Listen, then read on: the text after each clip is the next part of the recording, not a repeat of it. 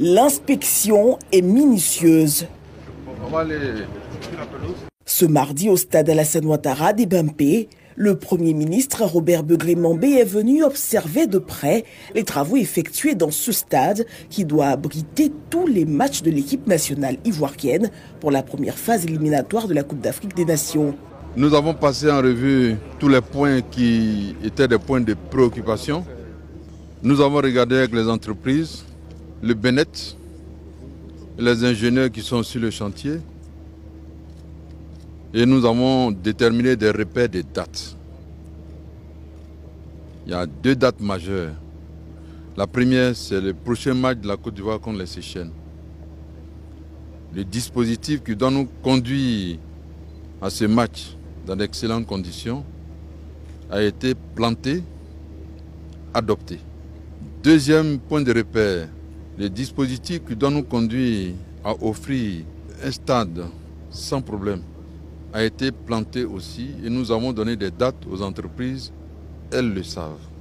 Par conséquent, au terme de ces 2 échéances, en principe, on ne doit plus avoir de problème au stade de Bempe.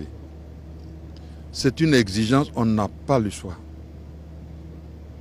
S'il s'agit de la Côte d'Ivoire et du président Alassane, qui a mis les moyens qu'il faut pour que la Côte d'Ivoire offre à l'Afrique et au monde une compétition de très haut niveau.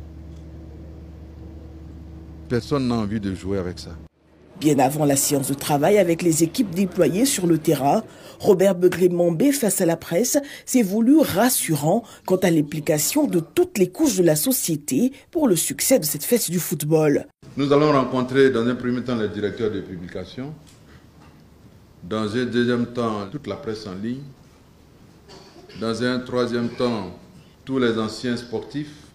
Nous allons aussi rencontrer les artistes, la jeunesse, nos braves mères qui sont sur les marchés, les transporteurs, tous les leaders d'opinion, pour que ensemble nous épousions cette grande célébration sportive qui va être une occasion de montrer au monde entier ce que sont les Ivoiriens, ce qu'est la Côte d'Ivoire, et particulièrement la grande hospitalité, la joie de vivre des Ivoiriens et surtout l'amitié que les Ivoiriens savent exprimer à l'égard de toutes les autres nationalités sans distinction.